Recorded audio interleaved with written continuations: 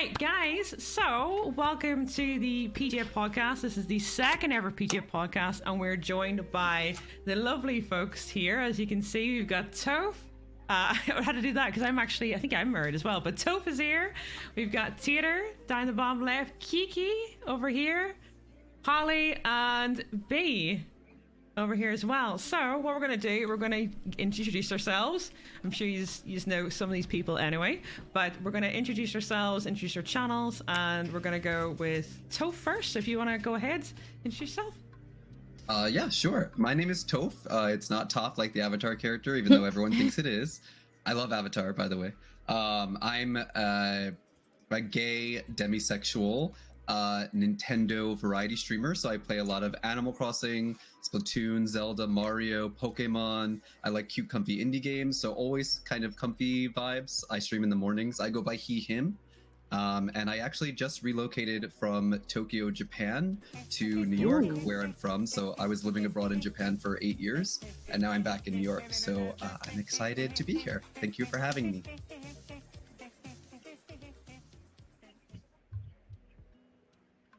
I know.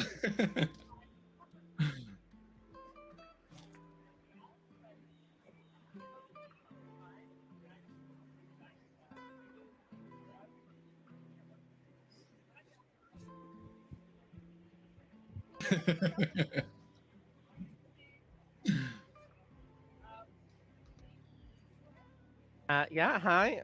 You can hear me, right? Yeah, hi, I'm B. I am a transgender, bisexual Roblox YouTuber, and I also stream on Twitch sometimes. I don't really know what's very exciting about me. I use she, her. I've been making content for like 8 years now, and I actually met her the other day in Twitch Rivals, which was really exciting. Yeah. I don't normally play Minecraft, but it was nice to come back after like years of being a Roblox YouTuber instead. And I also have a cat who's quite very sad today because he had his injections today. How old is the cat? He's 3, but he hadn't had them yet, so he had them today and he's not happy. Okay, yeah, he's giving you the silent treatments. Yes, yes. And he's been hiding under the bed for hours. Aw, we did well in Minecraft Rivals actually because we're in the finals. And hopefully we can be in the same team. Yeah, we actually, the best team I've ever had.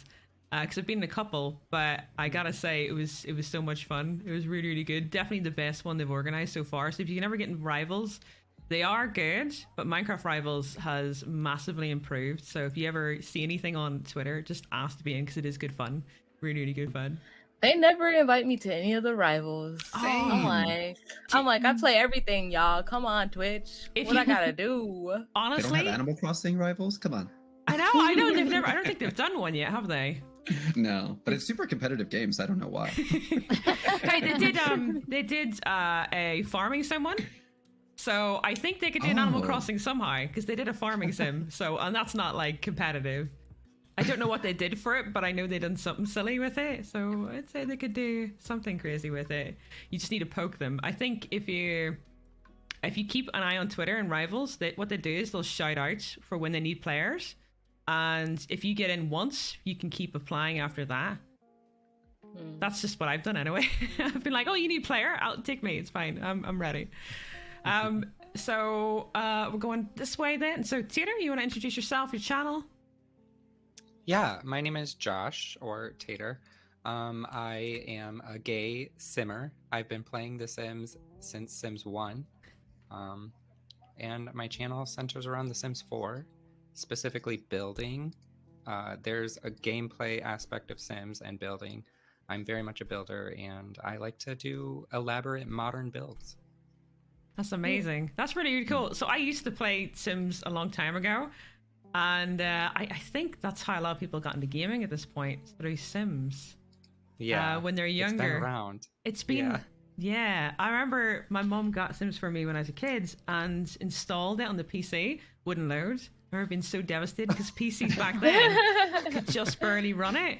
It was crazy. Absolutely crazy. But yes, sorry, just went on a tangent. Keekee, would you like to introduce yourself? Hi, I'm Keekee. I'm a variety streamer on Twitch and on YouTube. I play literally any and everything that you could think of. I've been gaming my whole life and watching anime my whole life because I had awesome parents that I was born into those things. So yeah, hello everyone. Oh, and I'm bisexual. Well, I came out as bisexual when I was 11 or 12, but now that I'm older, I usually just use bi pan like interchangeably or like together. And I'm also demisexual.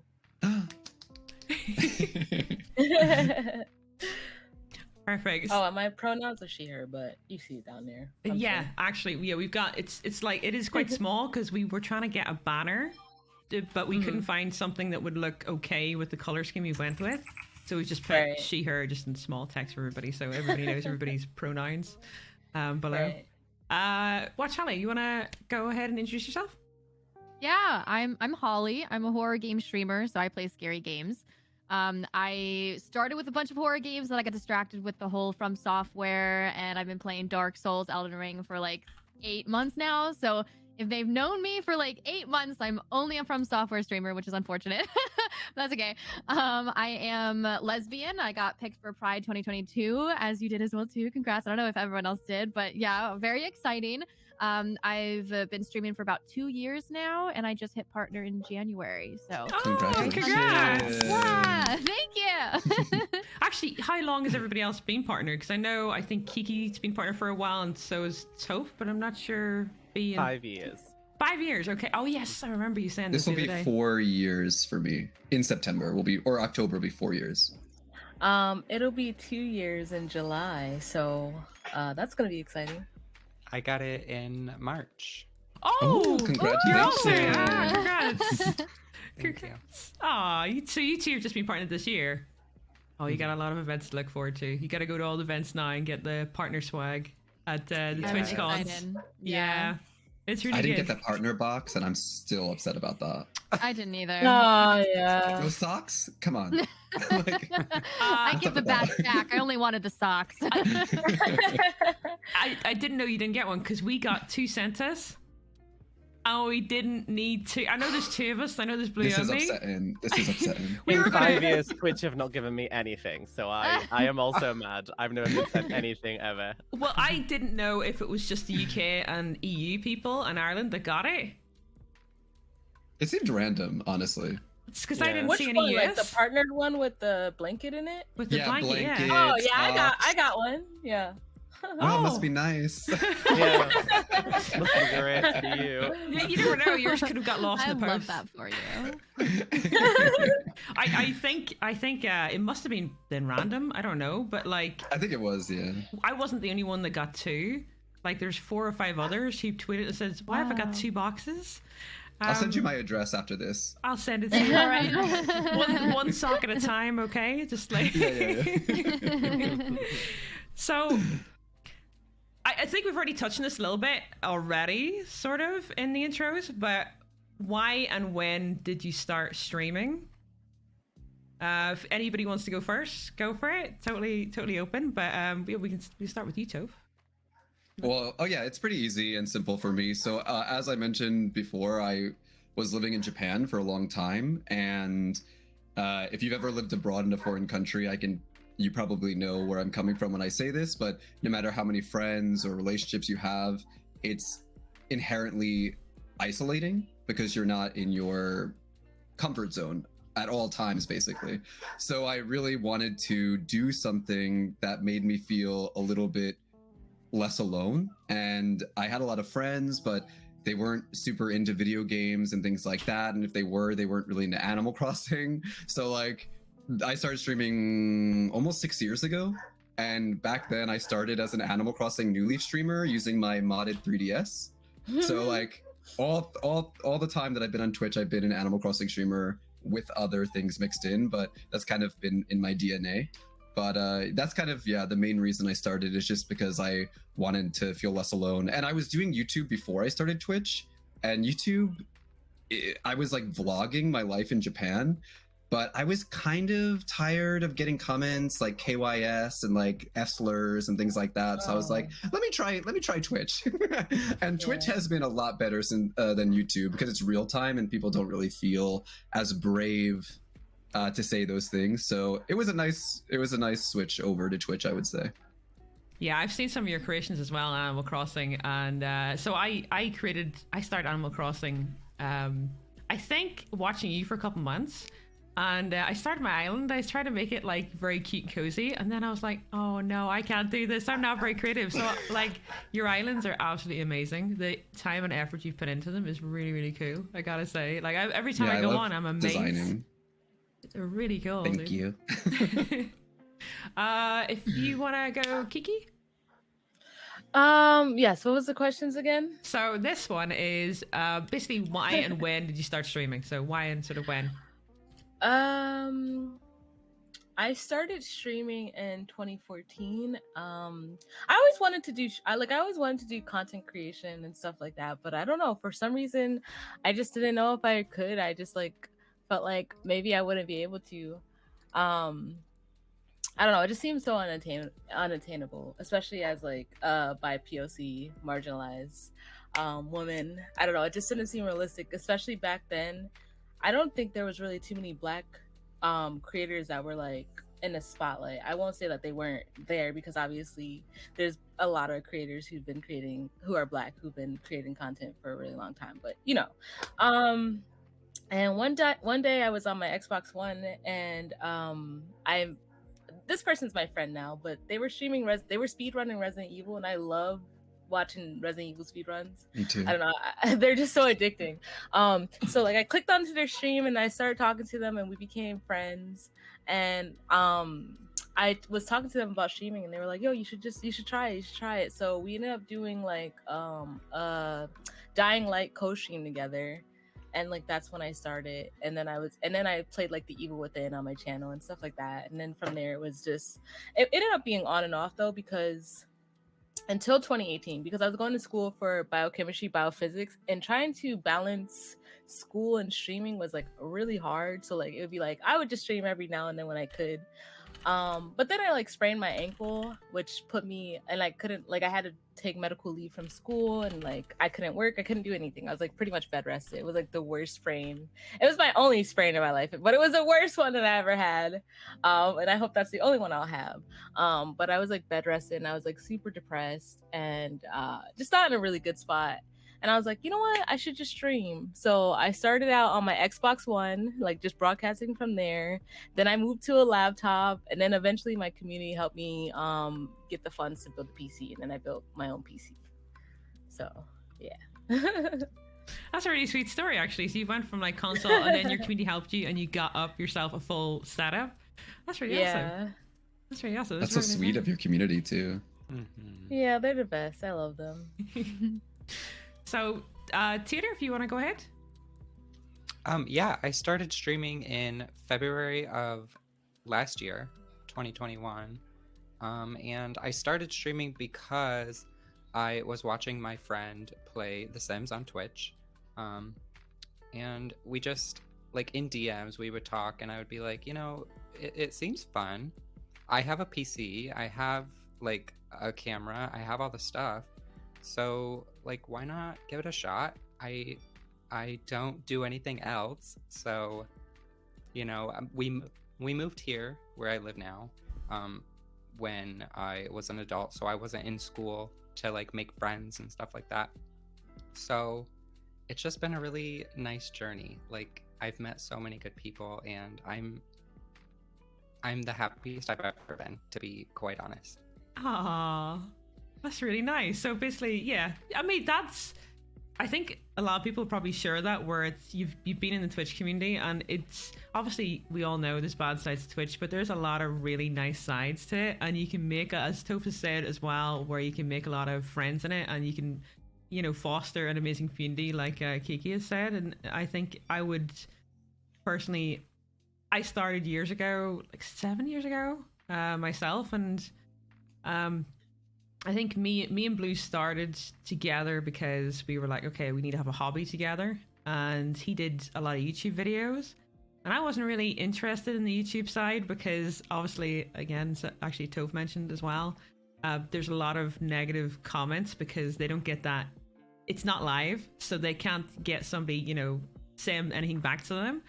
And I think they can get a bit brave with that. So I was like, I'm not really interested in that, but I do like streaming. So I streamed a couple of times on my own account, and I streamed Prison Architect, and then we created one together, and it sort of hit off, and we kept going with it and having fun.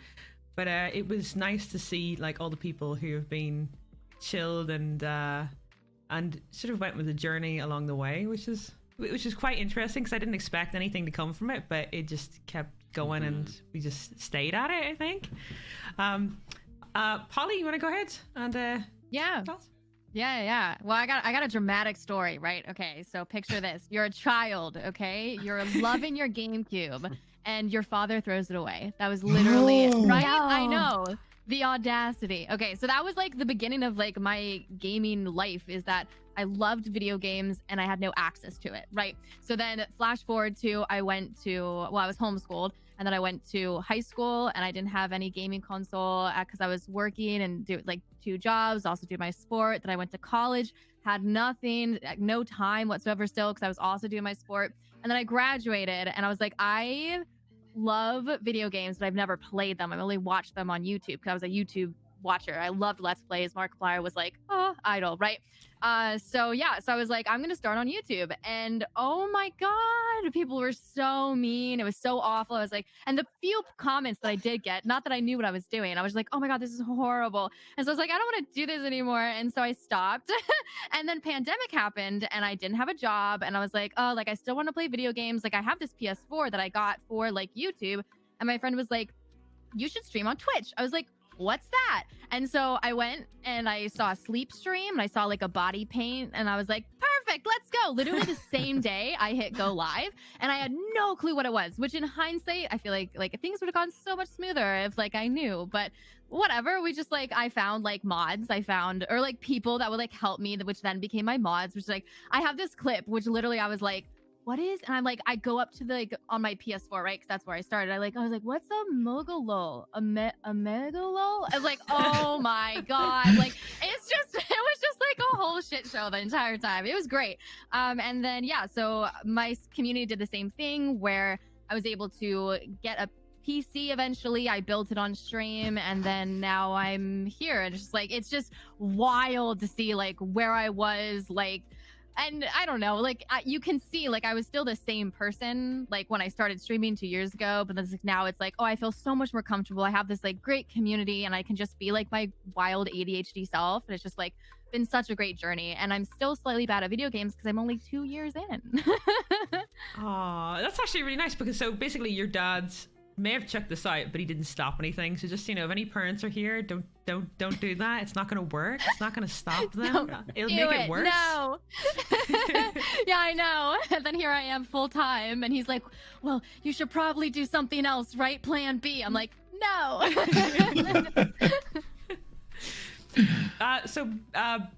Trying to figure out where I'm looking, because B, go ahead. Would you like to? It's kind of complex, I guess. I was 15 and watching YouTube, and I just really enjoyed watching Minecraft YouTubers, because I feel like that was like the big thing, wasn't it, in gaming, like around that time. It was like 2014. So I just started posting Minecraft videos just for fun on like a really horribly laggy laptop and with like 2 FPS, and you know, letting my friends watch them. And then over time, I was invited to be in a series by another YouTuber/streamer called Stacey Plays, called UHG. And from that, I met a bunch of other YouTubers like LD Shadow Lady and like loads of other creators that are already in the space. And over time, I was making content, but it never it didn't blow up or anything. It didn't do great or anything. So I went to school, I became a teacher, and I was teaching kids, and I just sort of naturally progressed the videos I was still making on the side for fun into like kids content, because it was just fitting for what I was doing at school. Plus, since I was working at school, I was concerned if parents or children ever discovered like I was making YouTube videos, they wouldn't want me to find like videos of me swearing and stuff like that. So I just naturally sort of went over into gaming stuff, and then I made a new channel to play Roblox on, and for some reason, it really quickly took off, and it ended up becoming my job 2 years ago. And I was streaming on the like very early versions of YouTube gaming at the time, but there was a huge lack of features with YouTube in comparison to Twitch, and so I just sort of naturally switched over. I ended up joining, I don't know if you know who they are, but I joined a network called the Yogscast early on, and I became a Twitch partner with them, and then over time it just sort of progressed to where it is now, I guess. And now I mainly just do YouTube, but I'm trying to stream more on Twitch, but I only stream a couple times a week at the moment because I make like 7 YouTube videos a day, so across 4 channels. So oh my gosh. and that's just me and 1 full-time video editor, so it's a lot because I make all my own thumbnails and do all of my own like design work and stuff. I don't like to outsource, even though I know I need to sometimes. I don't like to because I am a little bit of a control freak when it comes to my own content. It was a huge push just to hire a full-time editor and give up my video editing, but I had to if I wanted to have any kind of life. So yeah, there's not that much time to stream because I make a lot of YouTube videos across lots of channels. And then obviously managing all your social media and all the admin side, you all know what it's like. So, you know, just don't get as much time as I would like to have to stream. But I do like it when I do. 7 is nuts. 7 is so much. I could never. Right. I upload once a week because that's all I can manage. And I don't even record videos off stream. I just do it on stream with the community because that's just I don't have the time or the mental capacity rather. Yeah, even chat are like, do you sleep, B? Because they're like, when my channel wasn't doing very well, I always remembered this. This sounds really silly, but when I was younger, my parents always said to me that you can never feel disappointed with yourself if you know you've tried your best if you still fail. As long as you've done your absolute best, you know that you couldn't do anything more. And I knew I could do more, and so I posted a ridiculous amount of content through like 2020, and it worked, and here we are. I post 3 videos a day on one channel. I post a vlog on another channel, and I have a roleplay channel for Roblox as well that I post on every day, and then I have a Spanish channel as well. Wow. That is amazing. Oh yes, I remember you saying about the Spanish channel when we were playing Rivals, and I was like, what? It was actually a content gap in the community. That I play a game called WatchHollie on Roblox, and the game specifically has a lot of Spanish-speaking Filipinos and Spanish people in general that watch it, but there weren't many Spanish YouTubers that did it. So I actually learned Spanish on purpose. So that I didn't other channels in other communities, like say Mr. Beast Gaming, they have the Spanish version, but they dub it with somebody else over the top. I didn't want to lose that connection with my audience, and so I wanted it to be me. So I learned Spanish to make the videos. Impressive. That is amazing. That is actually amazing. I have a translator who helps me to make sure it's all accurate. I mean, I struggle with English, but like, yes, it's incredible. Same. That was really, really cool. That's a very nice story as well. Like, you've actually went to the effort as well for a community that was like just doesn't have any content creators in it. So it's really nice. It's really sweet. The next question is, our topic really is like, what is everybody most proud of in their streaming career? I think everybody's got like quite a longish or straight, like sort of different streaming career. I think we've all got something. We've all went into different routes and sides of it. I'd probably say mine might be, I can only think of one recently. It was just going to, we were controlling a robot at the Summer Game Fest, and I thought that was really cool. Oh yeah, that was cool. I just enjoyed it, and I just thought, I wouldn't even say it's my proudest moment. I just thought it was my most fun that I can think of recently. I've probably done a lot of things that are a bit weird or different that I wouldn't usually do, but I just think that was quite fun. Like, I don't know, maybe like that. But yeah, if anybody's got anything like sort of pride or just a moment that they've really enjoyed, even recently. Oh, we've lost something. My sound has said goodbye. No. I think, I don't know why, but somehow the battery died. I'm going to swap it. Oh, okay. That's okay. We'll and then there were 5. I know. These like 7 videos. It's just, I gotta go. That's it. Yeah, I gotta go make my 7 video of the week. So if you want to go ahead, then we'll wait for B. So I think there are, I mean, like you said, we all kind of have storied, we all have our stories with content creation and Twitch. So obviously there are a lot of things that we've all done that are really cool. Like I'm really proud, of course, of making like Twitch partner and sponsorships that I've gotten, featured on the Weekly, which is like the Twitch's one of their shows that I was a guest on, and like raising money for charity is always something that makes me feel really good.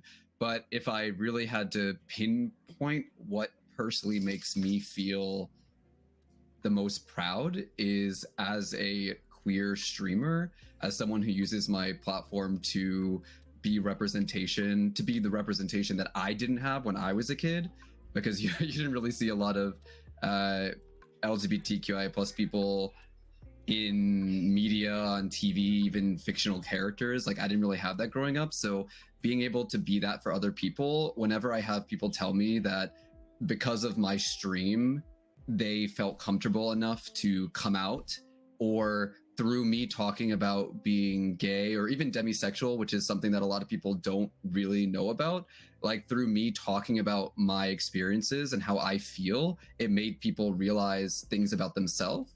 And I think if I can play any part in someone's story in that way, and in them coming to different realizations about who they are, and just being, you know, just growing as a person, then like that makes me feel really, really proud, because it makes me feel like I'm doing something positive with my platform. And even more so, like having people during the pandemic, and I'm sure all of you have heard this before, but especially during the pandemic, having people tell me that like my community and my space like kind of saved them from themselves and being inside all the time. And like that makes me feel happy too, because that's exactly how I feel about Twitch even before the pandemic, is like Twitch saved my life and it made me feel less alone and it gave me a purpose. So if I can give to people what they give to me, then like that is the perfect relationship that I can have with my community, and it makes me feel really, really happy and really proud. So that's probably my cheesy answer.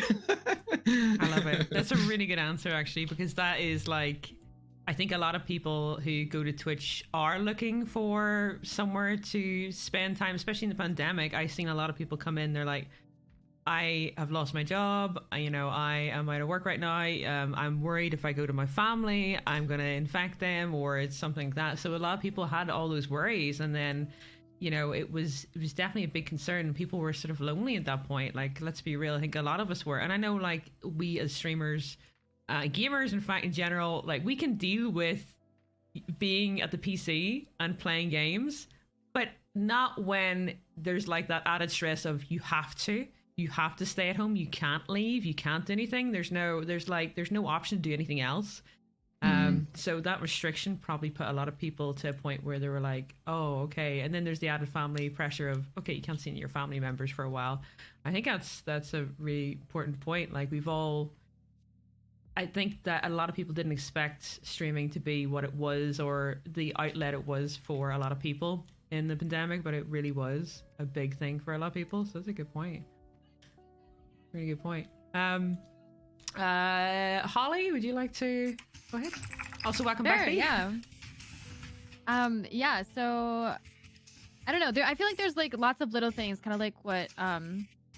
Okay, it's not Toph. It's, what is it? Toph. Toph. Like tofu. Like tofu. Okay. Yeah. What Toph said. I think, yeah. Like when I first started streaming, I did it for the wrong reasons. I was like, oh, like I want to be like Markiplier, and that's kind of because that was who I like loved right at the time. And so I started streaming. I was like, ooh, like I would love to do that. Like that's really cool. And I didn't do it for the community because I didn't know about the community, because I didn't know what Twitch was. And so as I was streaming, like I think that really just like hindered me, because I was skeptical of the internet. I was like, oh, I don't trust anyone on the internet. I like, everyone's lying. Everyone's like, doesn't have it like myself at, like, you know, like things like that, especially being like a woman on the internet. It was just like, I was nervous. And so not that like I'm proud of like myself, because that's a weird answer, but like the growth of like what I've seen, like, oh my God, like I'm not streaming to be Markiplier. Like now I could care less. Now I care to like for my community. I care like what, oh I forgot to disconnect those. That's a follow. Thank you. Sorry. Yeah, so I care more about my community. I care about like being for like there for each other, I guess. And when I started on streaming, I said that I was bisexual, but I didn't like really know. I was raised in the South, and I knew like I liked women, but I didn't really fully know. And I met like someone on Twitch that was of course a woman that was across the country, as one does. And yeah, we had like got into like a long distance relationship. And when that failed, I've never been more depressed in my entire life. And I never had like, I was like sad as a kid, but never like, oh my God, like this is mental illness. And this is what like love should have been and what it should have felt like my entire life when someone broke up with me. But when anyone broke up with me, or I broke up with like a boy, I was like, well, all right, well, that's, oh well, like on to the next one. Girl same. And then I like dated someone that actually mattered to me. And I was like, holy crap. Okay, this is what it's anyway. So it's like once I came to that realization of like, okay, like, wow, like Twitch, like literally saved my life. I couldn't get out of bed. I was so depressed, like thinking that I am doing that for other people. Like, oh my gosh, like that's all I want to do is I want to impact other people and help other people. And kind of like to answering that question in a weird way, like I started a stream team, which you're allowed to when you get partnered, and I called it Watch Us. And the whole goal is to like help other people and help smaller streamers. And when I started on Twitch, I had no clue what I was doing. Like I said, I was very confused. And even like people are like, oh, well, just Google it. Like, I don't even know what to Google. Like I had no clue. And the 2 years of streaming, I've learned so many like tricks and tips beyond just like have a webcam, have fancy lights, which yeah, sure, whatever. But just like those little like tips or like strats that I would never know. Anyway, so with that like goal in mind, like I'm trying to like help as many people, not just like not for me, because it's not for me anymore, it's like for everyone else. So I'm already one person in the stream team has made partner, which is really exciting, and like everyone else's stats are just like going through the roof, and I just like couldn't be so proud. Like God, they're amazing. So I just hope I can continue to do more of that stuff while also like having this like queer community and like helping like queers out too. I love it. No, that's a really it's actually a really detailed answer, but also the fact you've went through a breakup as well in between it. That's like quite tough as well. And the fact that you've got up and you've went, right, okay, it doesn't matter, you know, Twitch, you've pushed through it is really, really cool. Really, really cool. You've actually been able to manage to push through it. I think it was something to live for. Yeah. Right. And like that's what Twitch is for a lot of people. You should definitely be like really proud of it. I know you said like, oh, well, I'm not proud because I want to be like Markiplier, but it doesn't matter. You've pushed through everything, and like it's the fact that you've got to partner and kept going and done all this, like that's really, really like impressive. Because most people, they get to Twitch, and I know a few people who like have had a breakup and they've went to Twitch and stuff like that, and they haven't been able to push through because Twitch can be daunting. Right, it can be can be like overwhelming when you jump into it, but the fact you've pushed through that and you've literally made a success of it is like really impressive. Thanks. So we've done Toph, we've done Holly. B. Oh, what was the question again? Proud of? Yeah, basically what you've been proud of. So obviously I'm proud of like silly things. That obviously are a big deal to us, but sometimes when you do that a lot, you can kind of forget that it is, like being on, pre-pandemic anyway, being on like big panels and stuff at conventions and things like that. There were definitely moments that where I felt really good. I tend to, or at least early on in my streaming career, I had a tendency to be one of the first trans people to be invited into groups of things. So like the UHC thing I mentioned earlier, it was like a Minecraft PvP event, and I was the first trans person to be in it. And I think that's a nice thing sometimes, because I usually get a lot of comments on people, especially on YouTube, who will say things like, growing up as someone who's trans. I mean, I know myself, because YouTube wasn't really a big thing then. It can be really hard to figure out not only what you're going through and what the word is that describes how you're feeling about yourself, but it can also be almost impossible to see, at least it was when I was growing up especially, other people doing the things you hope to be able to achieve one day, and you might feel like you maybe can't achieve those things because of those roadblocks put in place, because you're trans, because you're gay, because you're a black woman, for example. There's so many things that are put in place for minorities that already make you feel like there's huge barriers to be able to move forward. So I think seeing yourself represented with whatever it is you're experiencing or similar to what you're experiencing, and seeing those people achieving things that everybody else can still achieve and being shown that you can still achieve it is definitely something that makes me feel really proud. I really enjoy and feel warmed when people say, like, you know, seeing you in this made me realize that I can still do these things too, and I'm not limited by those other things and by the things that I'm going through and by who I am and my identity or whatever else. Because when I was a kid, I definitely didn't even really know like what another trans person looked like. I knew what I was going through, but I didn't know what the word was. And especially early on, you associate so many negative words that were being thrown around at that time with what you're experiencing. So YouTube, when I started to find trans creators on YouTube, was a huge step forward for me. So I can imagine that when those people say that to me, it feels really nice to feel that I can be that person for them too, and representative. On the flip side of that, and which is a bit completely irrelevant to being actually like online, one of the biggest things to me, I grew up in a very low income family, in a very poor area. And this, being a YouTuber and being a Twitch streamer, also allowed me to make not only my own life better, but also my family's lives better. So on the flip side of that, I'm also really proud of the fact that I've been able to make, at least ease their difficulties in life as well as my own.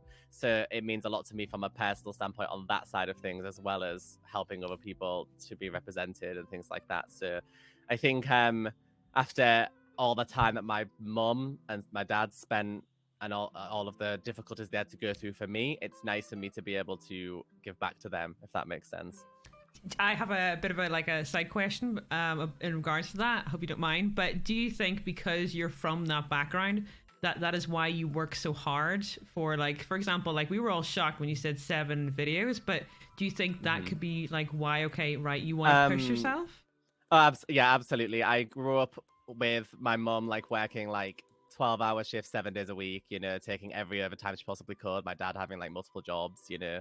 I've always had, my family have always worked ridiculously for the very little that they had when I was growing up. So everything I ever had, because I knew how hard they worked for it, I've never taken it for granted, you know.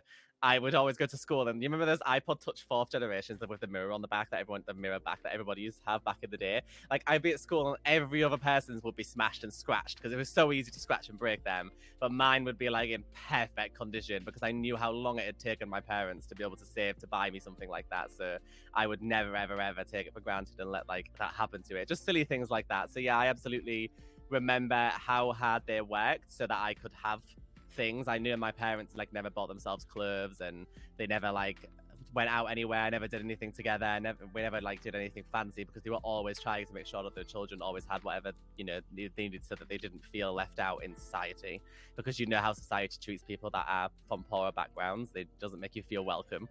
So yeah, I think I in my head somewhere there is a part of me that's like, okay, if I want to succeed, I need to work as hard as they did, I guess.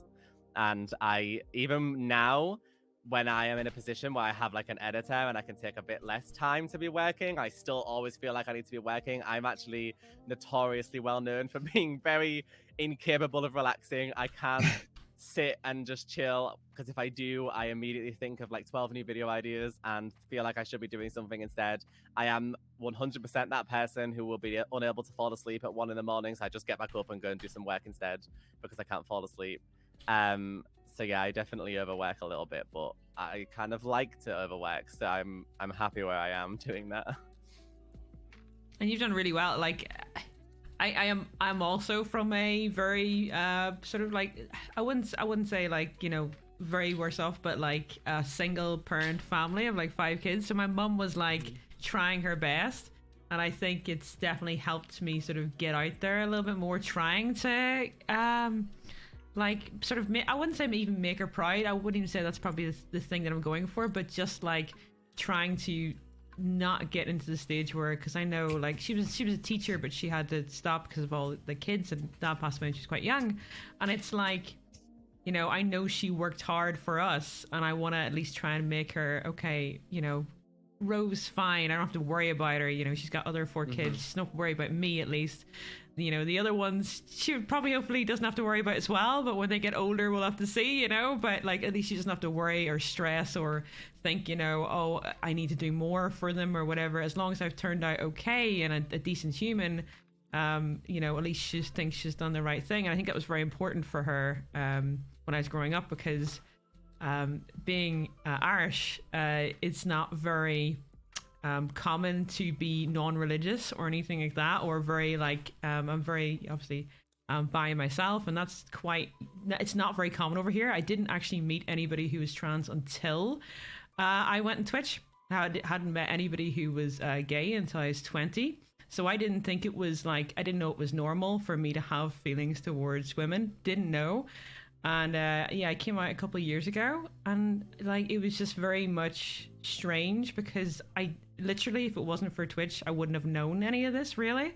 I think I still would have been I would say the word is probably quite ignorant, because I just didn't know. You don't get taught it, you don't hear anything about it, and coming from small towns, that you just don't, like, you don't know anything about it, and I think it's quite obviously crucial you sort of grow up with that. My mum was very open-minded. She just didn't tell me about anything or anything. She just says, find out for yourself, and that was it. Which I'm quite proud of her for that, because again, it's quite rare over here. I know it sounds bad, but it's quite rare for where I live. But yes, sorry. Keekee? Sure. So wait, the question was like something that you're really proud of? Yeah, something you're very, very proud of, or Oh, something that God. you've done recently that you're just happy with in general. Either or. I mean, there's a lot of things. This year has been a big W year for me. And I'm always gonna be thankful and proud of like the community that I built, because like everyone here that has been saying, like, you know, saving your community and like, or like knowing that you're making a difference in your community life by like saving them maybe from like a hard time, and they're being in a dark place, or, you know, even your community saving you. I know my community has saved me. Like I said, when I came to streaming, I was in a really dark place. And, you know, trigger warning, because I don't want to trigger anyone, but I am an attempt survivor. I tried like really when I was really young, but when I came back to streaming full time in 2018, I was at that lowest point again, and then like streaming really helped save my life. And I struggle with mental health issues. I was born with a chemical imbalance in my brain, which means like well, related to depression. And then like I don't know if I always had anxiety or if it just became like a thing within like the time of like depression, because I know like those things are linked sometimes and stuff like that, and there's probably other issues, but those are the ones that I know of and was diagnosed with. And so like my community like helps save my life like every day. Sometimes I go through like I've been going through like a really hard time lately, just feeling like not enough of my content and like me as a creator. And I'm sure like everybody relates to that. And it's like, it's not anything to do with us. It's just, unfortunately, sometimes the algorithm is not very nice to us. And I just feel like as a bi POC creator, it's so hard. Like you have to work 1,000 times harder just to get somewhere, just to be seen, just to, you know, and I deal with that like every day, like all the time. And so the things that I want to focus on is that I got like featured 3 times this year. First was for Black History Month, then Women's History Month, and then this month for Pride Month, which means a lot to me because a lot of people like to erase my identity when it comes to my queerness. And I don't know, people are always like, oh my God, I didn't know you were bisexual. You're bisexual? What? Blah, blah, blah. Or like, I didn't even know you were queer. And it's like, I don't make it like I know some people, and I'm not saying this in a bad way, but like, I know some people make it like, they have to like say like, hey, I'm gay.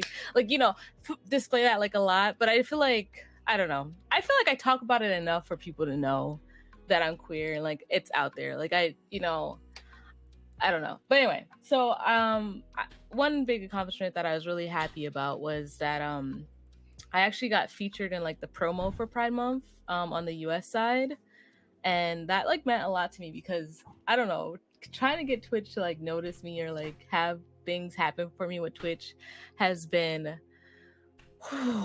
very I can't even explain it. Like I said, I got partnered in 2020.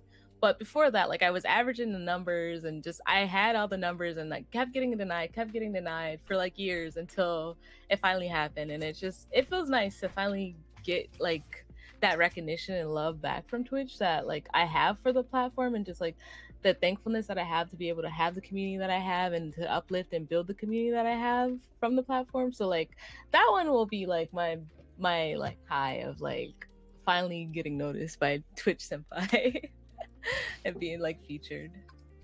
I gotta say, like I've watched a lot of your content. I think I don't even know how we actually met, but like, oh, I know. Somebody from my community recommended you to raid me that one day, and then we met that way. Who was that again? Oh my gosh. Oh yeah, somebody did. I can't remember their name right now because my memory is bad. Sorry. Yes, I know. But I know. Yes, I remember this. The Neo 2 stream that you came by, and I was like raging as my V. Oh, I also do part-time VTubing, y'all. Yes. And I was doing a V stream when Queen had raided. But yeah. I love that VG. Your VG model is so good as well.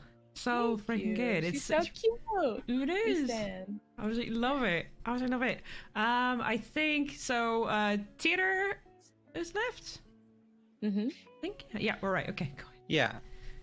So I'm really, really proud of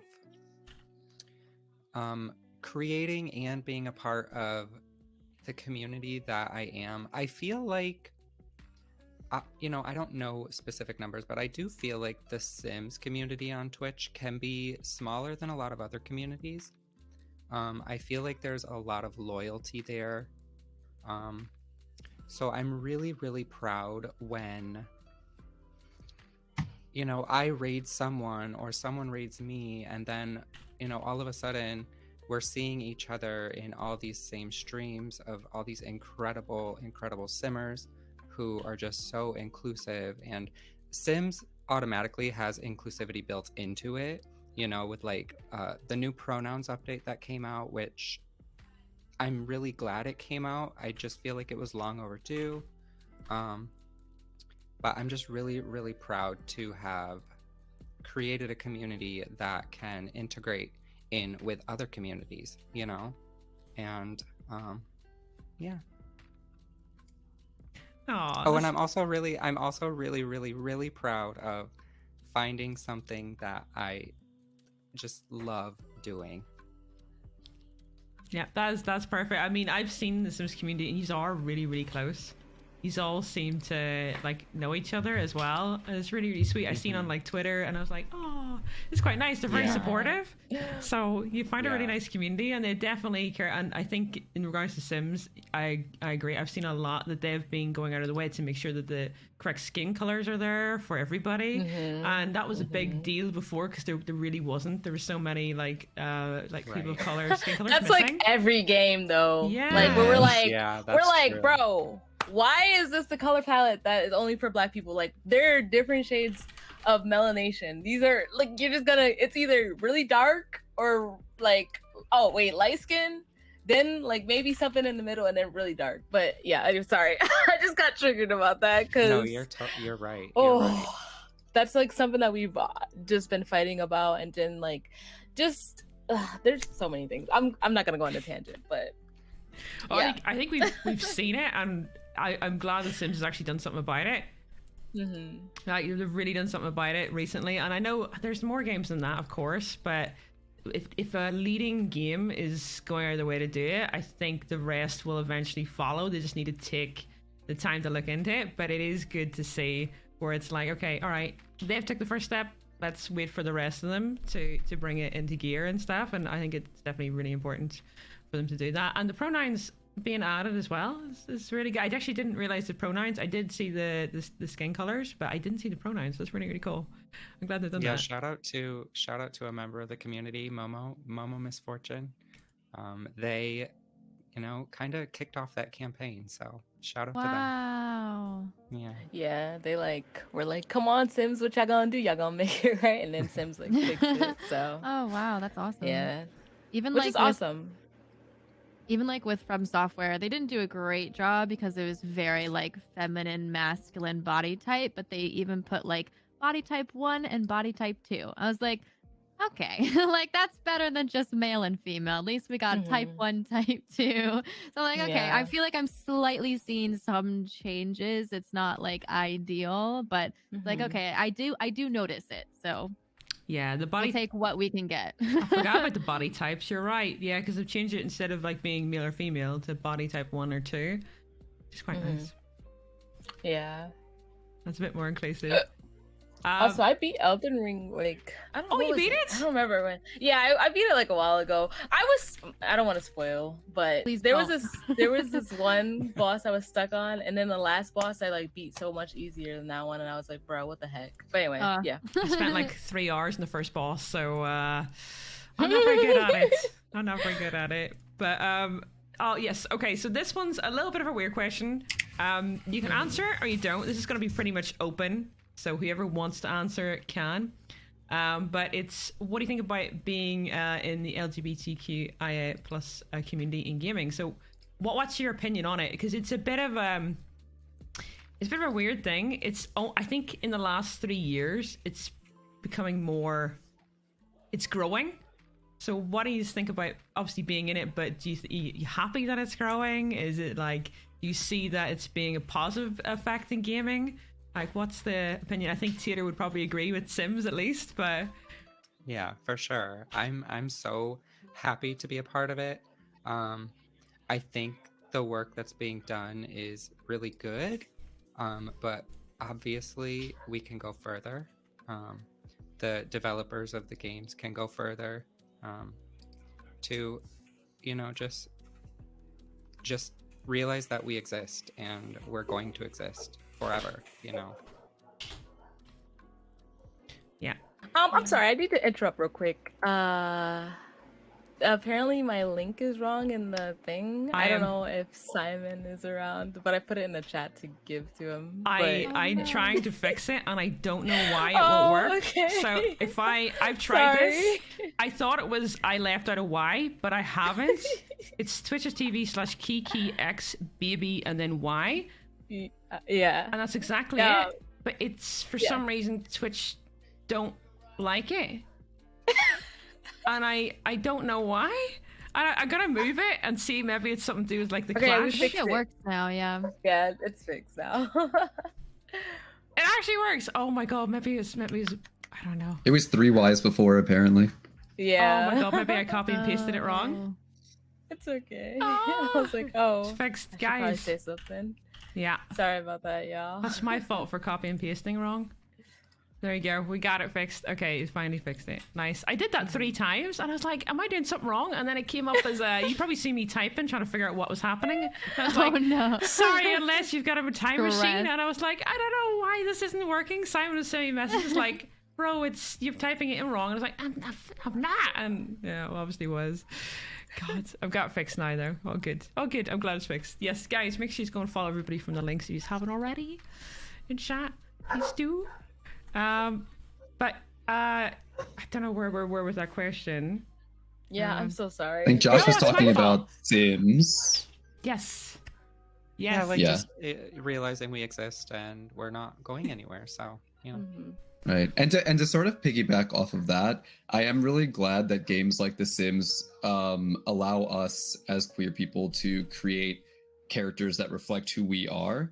But I also think it's really important, and I'm also very happy to see it happening more often, that there are characters already established in games with their own stories and backgrounds that are steeped in queer identities, because it's great that we can see ourselves in games, but I also want to see characters that are just made to be authentically queer so that even non-queer people can play these games and see that we exist. It's more than just seeing that we ourselves see that we exist, but I want everyone to see it. And it might sound a little bit bad, but sometimes it's okay to shove it down the throat a little bit, because we've had things shoved down our throats our entire life. So, I think it is really great, especially you see it more with like indie games. I think we're seeing a lot more like Unpacking, for example. That's a really great indie game that had very subtle queer narratives woven into it. But you definitely see it more with with indie games, but we are starting to see it more in AAA games like The Last of Us 2, unfortunately.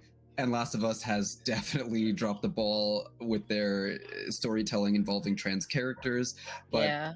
I am glad that we are seeing attempts at adding queer narratives into even AAA games. Recently, if y'all play Dead by Daylight, I'm a huge Dead by Daylight fan. They just added a story to David, which was one of the original base characters, that he is a gay man. And one thing that I particularly like about that is that not only did they make one of their characters gay, they made a very popular character gay, and they made a very stereotypically masculine character gay that a lot of straight people are sure to play as. So it's like, hey, guess what? That character that you loved all this time, yeah, they're gay. How do you feel about that? And it's really going to force people to decide how they feel, and making people uncomfortable is the start of change. Is you have to make people kind of face the reality of, you know, their own biases and things like that. So baby steps, we're getting there little by little, but I'm quite happy with that. And I think us existing as queer people in this content creator sphere, we are inherently and even passively and not so passively adding to this change, because they're seeing there's a bigger audience of people who want this. So yeah. Well, it's also just like, I feel like a lot of the video games that we do see, it's like, it's a queer video game because there's queer people in it. It's like, there's not a lot of like, oh, they just exist. Because like whenever you see like the movies or anything, it's like, it's a big deal that someone, oh, they made that character queer, or there's a queer relationship and they have to talk about it, which is awesome. Great. Love that. But also, where's our, oh, that we're just naturally existing. It doesn't have to be a conversation. It's just like, oh, okay, that's the gay couple, like down the street. Okay, cool. Like, and you know, and you just like, I don't know. I feel like there needs to be also more of that too. If it's like, it's not a big deal sort of thing. I would love that too. I will say there are actually a few games, well, a lot of games that have queer characters in it that you wouldn't realize. Like Melina from MK is, I think she's bi, right? yeah. Life is Strange also does like an amazing job at having queer characters in their games. That it doesn't always like focus on that too. It's just like them existing or like certain things going on. It might touch on it in a way where it's like pretty good and subtle. And then there's like, you know, just like other fighting game characters. There's Poison from Street Fighter, and just I don't know. So like, yeah, I agree though. There has to be better way, like good ways to go about queerness, because the issue in media is that when they like put it into media, it's always in a trauma dumpy way, or it has to be of a traumatic thing, rather than like queer joy, or like, hey, I'm queer and that's just that, and I'm gonna save the world, or like I'm a superhero, or you know. And it's gotten a lot better, but it's still like you were saying, there's still moments where it's just like, oh, they're kind of doing a little too much, you know. But yeah, the representation is definitely getting better, and I hope like it'll just continue to like grow from, you know, we're seeing somebody's dog has been sorry. It's getting very emotional about this conversation. So. As an extension of that too, I don't know if any of you guys have played the Walking Dead game by Telltale, but in season 4 of the Walking Dead game by Telltale, they do allow you to take the character down the route relationship-wise that you choose to. You can also choose to remain friends with the character, or you can, because obviously you play as Clementine, the main character, and you can choose a male or female member of the group that they're in your relationship or your sort of exploration of relationship to explore with. But I really like how they did it in sort of an almost subtle, realistic, real life kind of way of, it doesn't, not everybody needs to explode and talk about this. It's just normal to them. They're young kids in it. They're not like super old. They're like, you know, teenagers exploring their identities in a very normal way without people screaming, oh, look, you can be gay in this. It's like a, you know, natural exploration of those characters and who they are and how they feel. And I really enjoyed that. But what I would really like to see in the future is for when someone like me when I played that game and I was able, because with my choices in the game, they ended up, you know, it was the 2 female characters that ended up having exploration of their identities and relationships together. I would really love to be in a place where that doesn't surprise me. because I Right. still was Right. surprised. I was excited, but in a surprised, oh my gosh, I can't believe they put this in there kind of way. And it Mhm. shouldn't be that. It shouldn't be a, oh my gosh, I can't believe they put this in there. When you're playing like a game where your choices are supposed to completely dictate how that character develops, you absolutely should be able to develop that character in normal, realistic ways that actually work in, you know, and actually are realistic in real life. People are not all perfectly fitting into boxes of, you know, just perfectly masculine, perfectly feminine, perfectly interested in men or interested in women. You know, there's so many different ways that you can explore and feel who you are. And I would really like it when I get to play a game for the first time in however many years it takes, hopefully not that long, and not feel shocked or surprised by the fact that it's in there, you know? Yeah. Right. Exactly. I think just me being me, I'll just still cry every time, being like, thank you. I'll still happy cry just because it's cute, but yeah.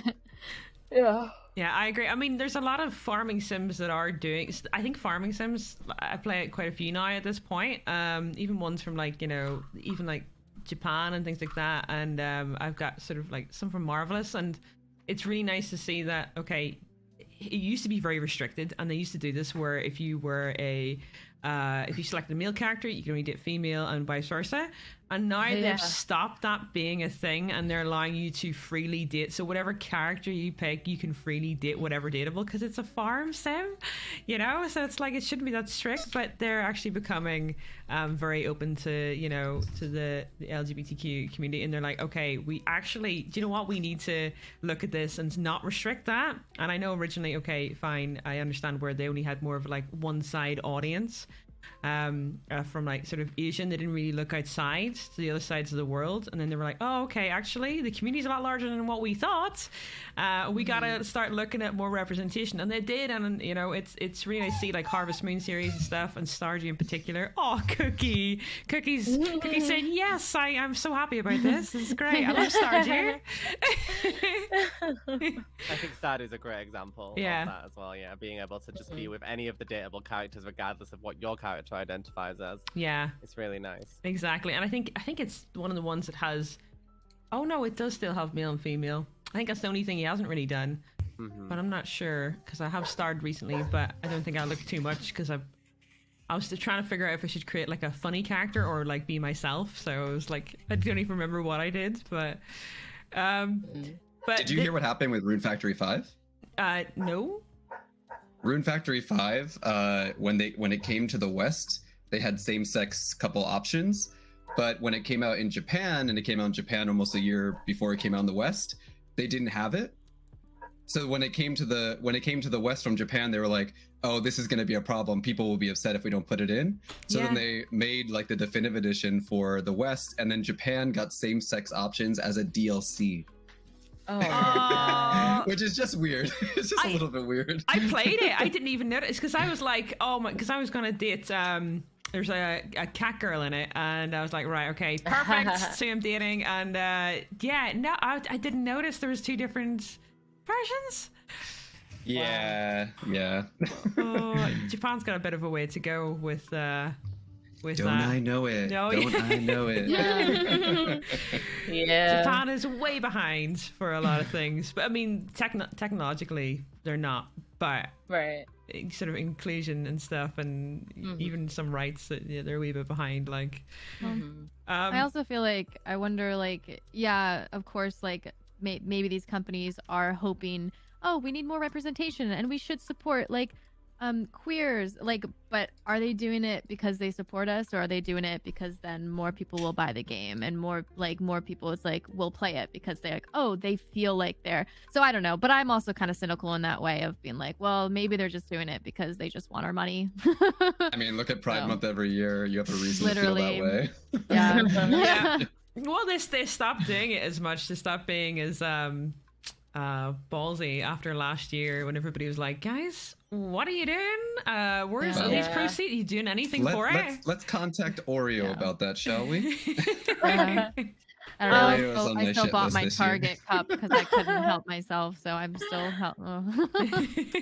And I mean, there are things where obviously, yeah, we can do better, especially as like queer people, to be better about certain things. But I feel like it's so hard sometimes when it comes to certain things, because it's like, well, if that's like your only like store that you might have where you can get groceries, it's like, well, you can't just die, you know. Like obviously you don't want to like give to those corporates, but sometimes some things unfortunately can't be helped. But if you do have a choice, it's better to obviously make the better choice.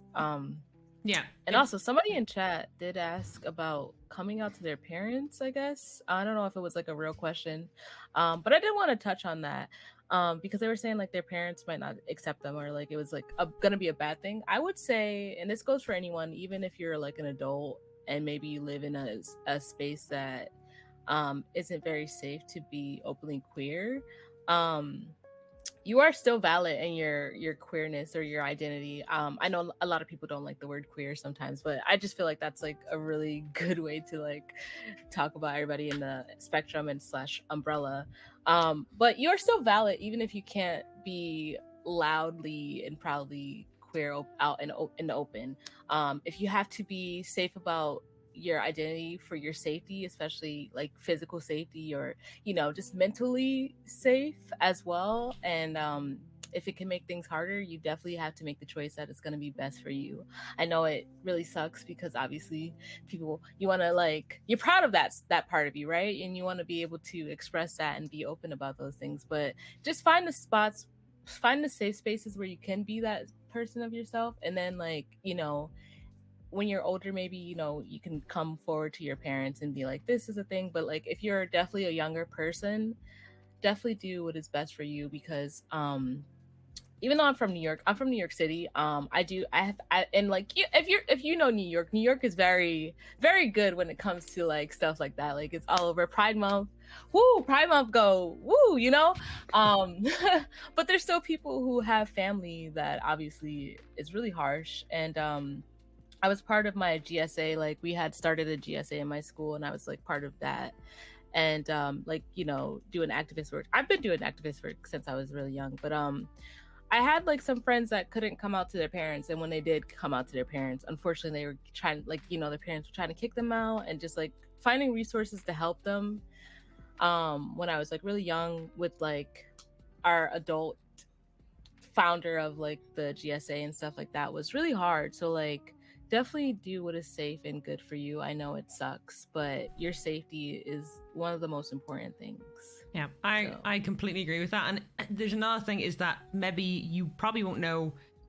You could know where your parents lie. It depends. Sometimes it's easier to find out, Right. like political wise, on who your parents vote for, and you know what that side they stand on. But some people who have families who don't talk about it, maybe sort of not, I wouldn't say drop hints, but like, you know, maybe you have this person who's like a gay actor, and you say, what do you think of this actor? They're really, really cool, something like that. Maybe get the hint out so you can see what their feelings are on this, somebody who's openly, so you can test the waters. Because if you're not sure, especially when you're younger, you don't want to put yourself in that position.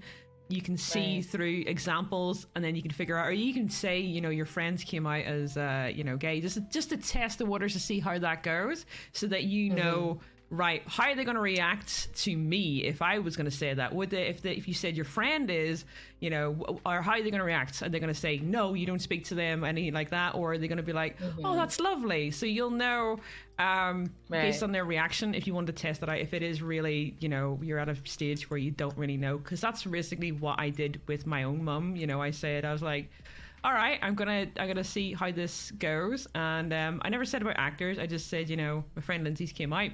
And she's like, came out as what? And I was like, she came out as gay. She's like, oh, okay. And that was all I got. That's all I got. I was like, okay, she doesn't really mind, because she knew that person from when she was a lot younger.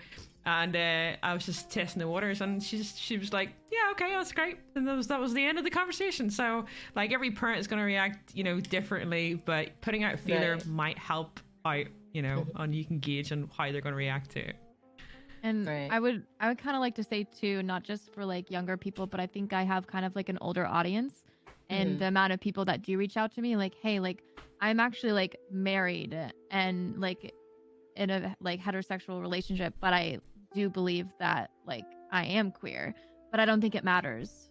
I'm like, well, it's still like same thing. It does matter. Like you are valid, like no matter how old you are. And if you are in like a very heterosexual representing relationship, it does not matter. Like you are still very valid. And it can be up to you of like who you want to tell. Like I'm really glad that they have people like us. Like, yes, tell us. Like, that is a very safe place that you can be yourself. Yeah. And that's where I kind of like learned like who I was. I was like would never say like I was lesbian to any of like my friends in real life, right? Like, even though this is real life, but it's like it was easier to say that here before I did. And then now it's like, okay, now like I'm ready now, you know, so we get to make that decision. Yeah. Yeah, I agree. If anybody doesn't have anything to add with this, I'll move on to the next. I have one topic. more thing. Go ahead. Sorry. And yeah, I just wanted to piggyback off of what Holly said.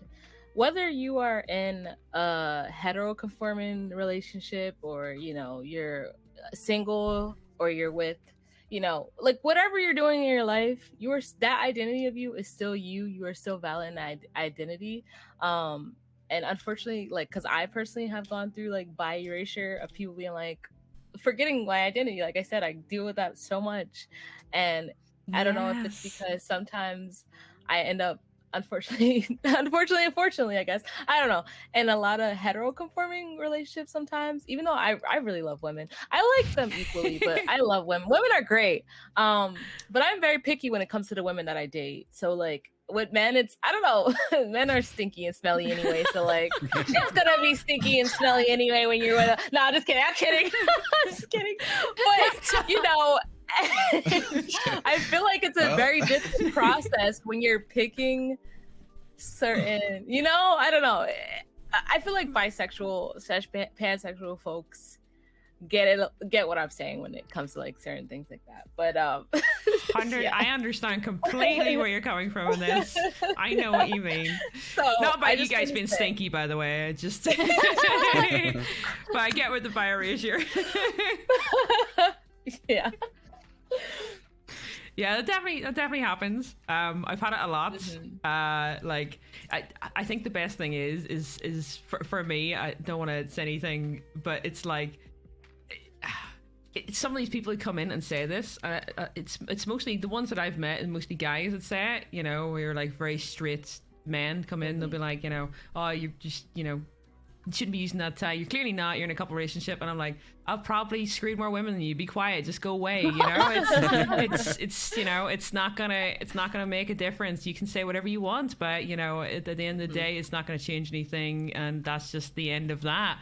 But it does happen, and it does happen, and it does. You know, there is issues even within the LGBTQIA community with that as well, but nowhere near as much as from like one side. I definitely agree with that. So it is a problem, 100%.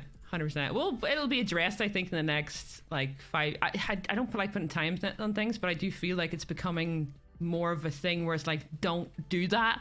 You know, don't say that, don't do that, because you can't just say to somebody they're not. You know, it's not right. Like, who are you to say anything about that? You know. So yeah, just gotta. Plus, tell them I'm joining your marriage. I'm like, I'm the wife, the future wife. Why are they? Exactly. Just separated by sea at the moment, but it'll happen in the future. Yes. So I wanted to move on to something that might. I don't know how this is going to go, this question. I didn't know. I think Toph said about it earlier, but the best way to deal with trolls. The best way to deal. How do you deal with trolls, right? Because we've all got them, right? Everybody gets it on Twitch, but specifically the tag gets targeted. We all know it gets targeted. We've all seen it. Right. How do you deal with it? Do you just ban outright, or do you just humor them and take the piss out of them, or like what do you do to stop it? Because I'm sure there's other creators in here probably like, what do I do? So. I have three methods. Ooh, one, if the troll is boring and I don't find them entertaining, I just ban them. Because I consider trolls to be like the court jester. You're in my kingdom, and if you can't make me laugh, then I don't need you here. So that's usually a lot, because a lot of them are boring. 2, if it's a troll that I think brings up an interesting point, then I will make a teaching moment out of it. Because like B, I was also a teacher for nearly a decade, both in Japan and in New York. So I do like to have those teaching moments. Whether it's for them is not important, because it can become a teaching moment for anyone who is watching. And it could be a teaching moment for other trolls who might be lurking, but also it can work as a teaching moment for other queer people, especially closeted queer people, to see me, a queer man, a gay man, a demi man, on this platform, dealing with trolls, not backing down, and sticking up for myself and the community. And sometimes that can be a double-edged sword, because sometimes people will watch and say, wow, Toph is actually getting really aggressive and this is a little bit uncomfortable to watch. But hey, sometimes it gets uncomfortable. But again, that's just how it goes. And I'm not going to feel bad for making anyone uncomfortable, because you shouldn't really be uncomfortable at watching someone stand up for themselves. And I want to set a good example for people. So I want young people to see that and say, if Toph can do it, then I can do it too. Yeah, I actually watched all your clips, by the way. They're all really good. I hilarious. If you follow me, TikTok, Twitch, like I have so many like troll clips of and the third thing is, and this is just if I'm feeling a little bit spicy, and sometimes I'm feeling a little bit spicy. So sometimes if trolls come in, I'll just play dumb, and then I'll just pretend like I think they're hitting on me. And I'll just be like, oh my god, that's so, how did you know I like getting talked dirty to you? That's so hot. but then I always say, like, after every sentence I'll say, but I'm still not gonna date you, but thank you so much. Until they get bored, because sometimes they'll get really bored and they'll just leave on their own, because sometimes they don't deserve a ban. They're just so silly that you just play with them like a cat plays with a mouse. Mine is very similar. Maybe it's the teacher in us. I do the same thing. I tend to educate. You know, the thing is as well, in the past when I first started streaming, I would feel bad for that. I would feel bad for like taking a whole 10 minutes or something out of my stream to just aggressively educate. And people would make me feel bad for it. They'd be like, you know, you're streaming to, especially because I have a children's based audience as well. I tried to do it in a way that's family friendly, you know, for younger audiences to be educated on these things. But I used to feel really bad for it. Nowadays, I don't at all, for the similar point of I should not feel ashamed for standing up for myself and everybody else who's there, and could also feel bad about those things. I literally went on a massive tangent in yesterday's stream, followed by a like 3-tweet thread about the exact same topic because it infuriated me that much. For me, it comes down to if my mod catches it before me and before I see it, then I probably won't mention it. But if it's something that I feel is worth talking about, which often, you know, some people do come in, don't they? And they're like, I feel this way because of this reason, and then I'll spend 20 minutes telling them why that is the stupidest thing I've ever heard, and making it very clear that I do not agree with that. And because, funnily enough, as well, with my audience, because a lot of them are younger, they'll say things and not even actually fully realize what they're actually saying or why what they're saying is ridiculous. And so sometimes when I educate, I find that at the end they'll be like, wow, I'm really sorry, I didn't realize what I said was as bad as it is, and you know, or I never thought of it from that angle. And I think sometimes it is simply just a situation of using your typey keyboard angry fingers before you read about it, before you research it, before you think about it, you know. And I find that a lot of, especially younger people, tend to blurt stuff out before actually really understanding it and learning about it. And then when you actually teach them about it, they realize, oh, actually, I never thought of it like that, or I didn't research it properly, or I just said this without even considering it.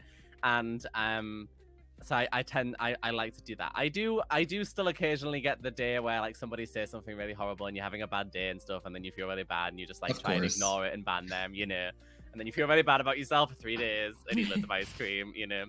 But no, I'm very similar. I am told people tell me literally all the time, you can tell you used to be a teacher, because I just go on these long specific tangents, you know, using all these big words and putting everything into specific categories and organizing it like my organizational mind does. And then yeah, I prefer to educate where I can. Sometimes I just get mad and shout at people too. That occasionally, every now and again. I don't swear anymore, so that's good. I used to swear at people when I wasn't a PG streamer. Yeah, I think I have the same thing. I feel like I've dealt with trolls in so many different ways. A lot of times, like, I will just ignore them if it is boring, if it's something that I I've seen that before. Like, that is whatever. And I will just ignore it. There is a lot of times that I do play dumb. And I'm like, what do you mean? Like, oh my God, like things like that. And then like for them to have to explain their hatred, like it kind of like makes it funny in a way. And then my absolute favorite thing ever is for things that are absolutely disgusting or awful or just like I don't even have time for. I have a video that I made. It's Lily Allen's FU. I don't know if you know it. I love that song. And it's me just going around like my house or like downtown where I live, and I have like rainbow sidewalks, and it's just like fuck you, and I'm holding a sign that says fuck you, and there's like like a whole theatrical. Like it took me so long to make, and I would just play that, and everyone just dances in my stream like with my little emotes, and I'm just like, it's great. Love that. Yeah, I love that too.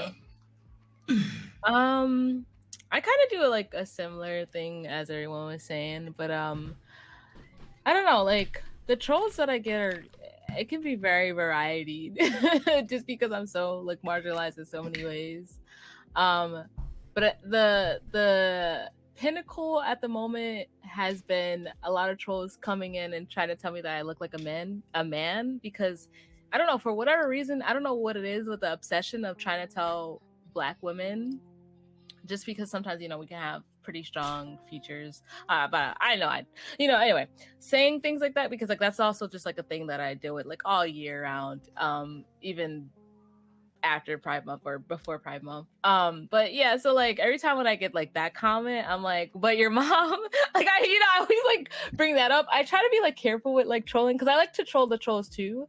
But I try to be careful about that sometimes because I know Twitch has made like some weird, like they do weird moderation, I guess now. Yeah. So like I try to be careful because I'm not trying to get my channel clapped, but you know, my mods are really fast when it comes to like that stuff. Like either we troll them or like they just get banned like right away. But one of my mods in particular loves dragging trolls and we just be dragging them together and I love that. By the way, you are absolutely gorgeous. Do not let them ever say that because, like, you take so much pride in your appearance. You've went out of your way to do so much. Like, they are completely wrong as well. That's it's okay. Like, I tell them too, like, you know, because they try and do stuff like that. I said, I went years when I was younger of hating myself because societal BS and like these beauty standards. And if I wasn't lighter skinned, like, I'm like, y'all, whatever y'all saying, y'all never say anything worse than what I've said to myself. Like, or, you know, that I've ever heard. Like, you know, I've went through the bullying, I bullied myself. Like, y'all not gonna, like, y'all just want attention and it's obvious. I also like call them out on that. I'm like, wow, you're so attention starved that you literally had to make a fake account to like try and like bring me down while you're probably hating yourself. Like I always bring that up. Like I'm like, this person probably hates themselves. And like, you know, they're just doing whatever. And I'm like, I'm glad that I'm not such a sad person that I really have to hide behind a keyboard and try to make other people feel bad about themselves to make myself feel better. Like, imagine.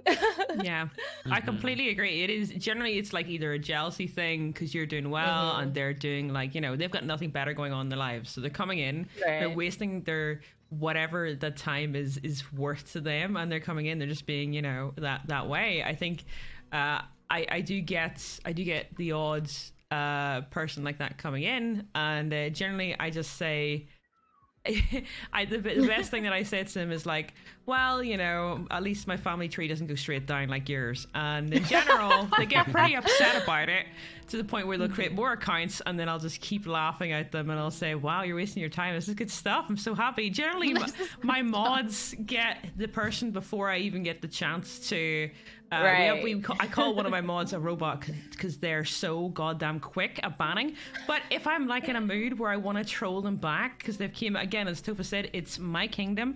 This is the way that I want it, so I'm gonna troll them. To the point where even like one of my mods has been like, bro, one of these days you're gonna get banned. You're bullying him so much at this point. But I'm like, you know, he came in, he trolled it. I'm hoping if I stop him, if I, you know, say this to him so much, he will not do it to anybody else's channel. He will come in my channel and he will never do it to anybody else ever again. He will be so shocked, you know. So like that's what I sort of hope for. But mods are best ever. Twitch, like, yeah, they are amazing. They save a lot. I had this one person, fucking stand the man who would not let up. Oh my god, it was just like constant. And the thing is, that's like so funny. Like it's hard not to laugh at it, which is the same reason. It's like jealousy.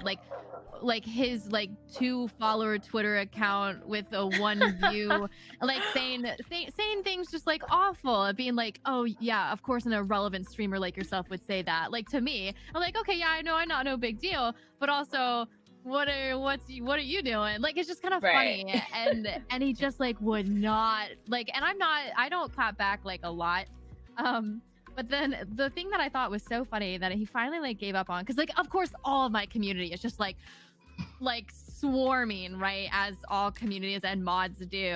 Once I was like, you're hurting my feelings. Like know that you are literally like my emotions. I feel sad. I am sad. You hurt my feelings, and know that for me, I am wholesome and I'm trying to build other people up, and know that I am like making an impact. And for you, your impact is making me sad and it's hurting me. That was it. That was the last. They were like, oh. And that was it. And I'm like, wow, okay. So I've been doing that a little bit more too. It's like, damn, like what? I don't know. Do you know what? That is the first time I've ever heard that working. That's actually a really good idea. I don't know. All of us stealing it as we speak. Yeah, writing it down. Yeah, let me know how it works. I was surprised. You're making me sad, okay? I think that's the satisfaction that they want, though, you know? So maybe he was just like, oh, maybe he was finally, just like, did it. finally No, got to to the her. next Yeah. one. I don't know. Yeah. But I never heard from it again, so it worked for my community. That's all. Yeah. I had, I'm sorry, that just reminded me. I had like a relentless troll who somehow found my like phone number and then like just was like harassing me. Like this was like a few years ago, before like I was better at like, you know, being properly safe about like my information. But you know, they got my phone number and they were harassing me, and they were like, if you don't pick up the phone, then da da da. And like they were just like making accounts like talking about poisoning my older cat Riku and stuff like that, and just like other awful things. And then like eventually I felt like they got bored. But then like a few months back, I got swatted, and I was like, I don't know if this is that person or if it's this is like when like a lot of Black creators were getting like really badly harassed too, and like Oh my god. there was apparently a Discord where people were like trolls and like crappy people were like trying to get addresses for BiPOC creators to like swat them and stuff like that. I heard and about other that, marginalized yeah. creators. And so like there was like this weird viewer who came into my chat one day and was like, hey, you know, like somebody's trying to swat you, they're trying to like find your address, blah, blah, blah, like trying to give me a warning. And I'm like, but if you're in this damn Discord, why are you not reporting it so Discord can find? Because like annoyingly sometimes Discord that can't always know about a problem unless you report it in a certain way. Because there was this one time where unfortunately my Discord had went through getting like racial hate in there, and it like spammed up, and we ended up banning all the people. And like I'm a Discord partner, so like I contacted Discord about it, and they were like, oh, we can't really do anything unless you like reported the messages. And I was like, well, we banned them and like deleted everything because it was like spammed up. And so like, yeah, unfortunately, just something so people can know, whether you're a bigger creator or a smaller creator, you know, whatever size you are, that if you get trolls and you need to report something, report the message before you delete it, because apparently there's no way for them to apparently digitally track certain things. They don't have anything? It's very frustrating. I don't know. I don't know if anything's changed, but I know like that was in 2020, I think. Or yeah, 2020, I was right. Sorry, my brain, I was like, wait, anyway, that was like in 2020, I think, when that all happened. And like I'm like, really, y'all couldn't? I had the person's like even I had their like ID and everything, and they were just like, we can't do anything about it unless we have like the direct message to their thing. And I'm like, how? Like I'm giving you their thing, like ban their account, what do you mean? It was very frustrating. But yeah, just something to know, y'all. If there's any trolls that you get who are being harmful, definitely report the message first. Like do whatever you can to like obviously stop them from posting, or like ban them and don't delete all the messages yet. Yeah. and then ban and then delete the messages after you handle it. But yeah, I don't know. As far as I know, it's still the same thing. So now I like report the messages and then ban, and then like keep the messages there so I can report it. But that was a very frustrating time. Yeah, and Twitter's another one actually. Now you've mentioned about Discord, but we had a troll. He was a sub of ours, you know, so no red flags originally, but he started being aggressive towards people in chat, like really aggressive, adding them, saying, how dare you do this to me? And somebody was just having a normal conversation with him, and then, you know, we timed him out. We gave him like 6 warnings in total. This is last year, actually, in 2021, and we said to him, like, listen, bro, you can't do this anymore. You can't keep having to go at each other. You need to check yourself out. And he's like, I've got, I'm depressed. And I was like, it doesn't matter. You can't be mean to other people in chat and be like that aggressive. You're literally calling them out. Anyway, we had to ban him originally at the end of it all. And he threatened to, because he lived in England, and he's like, I have friends in Ireland. I'm going to find out where you live. I'm going to show up at your house. And I was like, bro, you haven't even got yourself protected. Like, literally, I can look your name up and I find out exactly where you live. Like, you're not going to find out where I live. I know exactly where you live. If you really want, we can literally send court papers to your house. So cease and desist this crap. You can't be sending this stuff, you know? And he kept going and he kept going. And then he started doing chargebacks on PayPal. We won them all. Because we were like, here you go, PayPal. And we got through to a PayPal person who knew what Twitch was. So if you ever need PayPal issues, make sure you go through to somebody in PayPal that knows what Twitch is, or ask who knows it, because if you get somebody who knows what Twitch is, they will 100% understand what exactly has happened and they'll look into it better. That's what we found out in the last years dealing with PayPal anyway, at least. And we dealt with all that stuff, but recently I have a screenshot somewhere in like all my folders of the stuff he sent, but recently I went back to find the conversation because I wanted to use it as an example, and it's gone off Twitter because he deleted a full account on Twitter.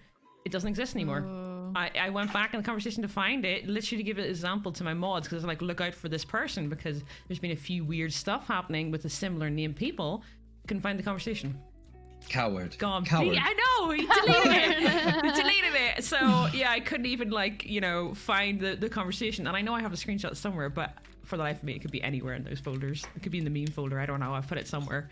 But it's like, yeah, that's something. Take a screenshot, have a folder, just because, like, people be, doing silly things like that. And that's just, yeah, we got to take screenshots now. It's crazy that Discord doesn't have logs.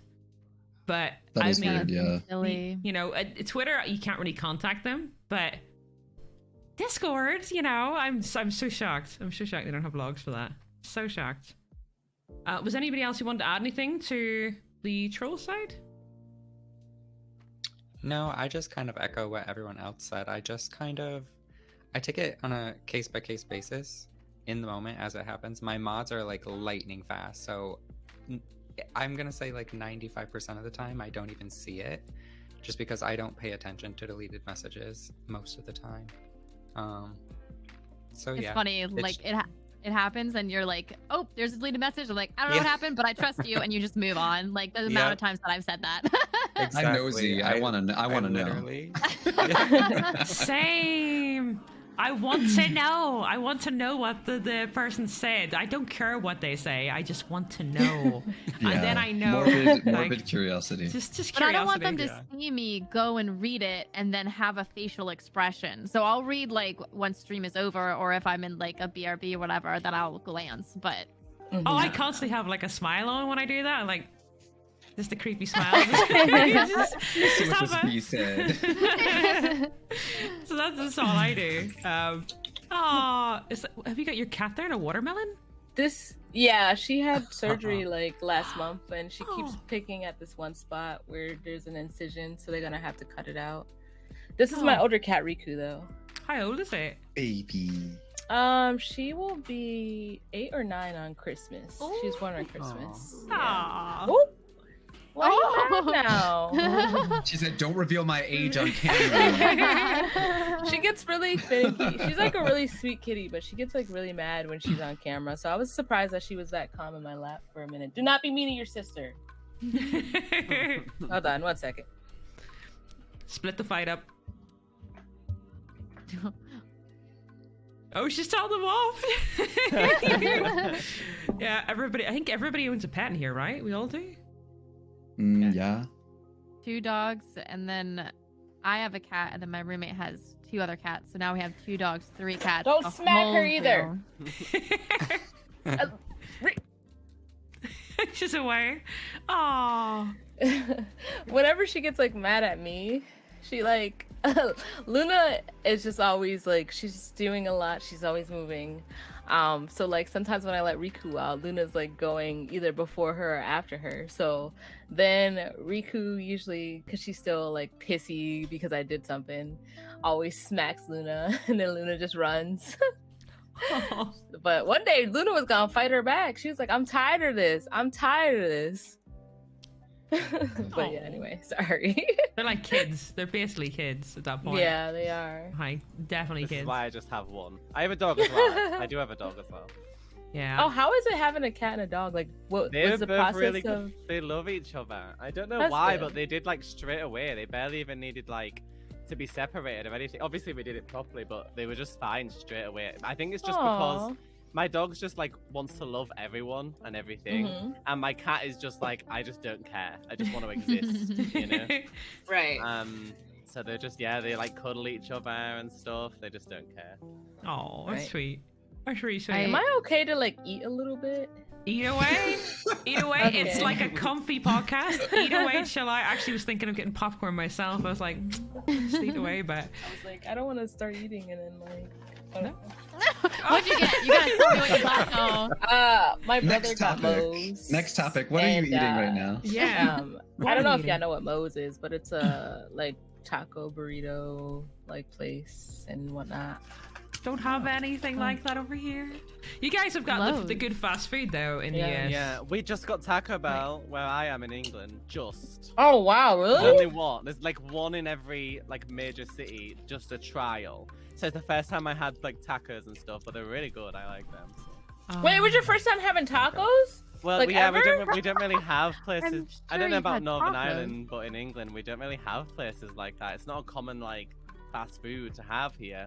There's loads of fast foods Yeah. you guys have that we like just we don't commonly have. Obviously, we don't have like Wendy's. Right. We don't have Taco Bell. We don't have like what else do you I guys? wouldn't Okay, even but really wait, hold consider on, hold on. tacos to be Donuts? fast food, though. So you've had tacos before, right? Like Oh homemade no, tacos? the only way no? I'd have had them is if my mom made them, and like No. it's not a Okay. common thing to eat at I home. haven't had them British either. people- Oh, We yeah, don't British have people don't tacos. just go, let's make No. tacos, like ever. It's not common. Oh. what? Oh my god. Oh my it is- God. it really In is an California. exclusive Yeah. fast food thing here. It's not common over here to have wow. tacos. It's like Yeah, because like tacos aren't Yeah. even a fast food thing in my opinion. I wouldn't consider. Yeah. I consider Taco Bell to be fast food. Tacos in Right. general, Like I you wouldn't guys like consider make to it be. yourselves, Yeah, right? no. Like Yeah, it's just I not make- part of our food. I make some routine, bomb you know? tacos, by the way. Me too. I'm coming over. It's fine. Yeah, but just see you like soon. California street tacos, like like my soul hurts for you that you've never had this, and I'm so I miss sorry.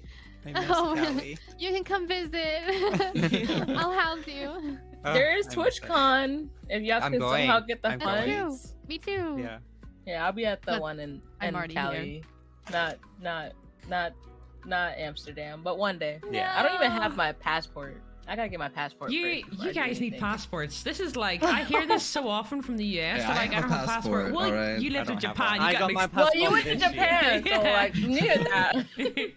I got my passport this year, so I have every intention of going places now. Wait, are you Nice. not going to TwitchCon Amsterdam? No. No.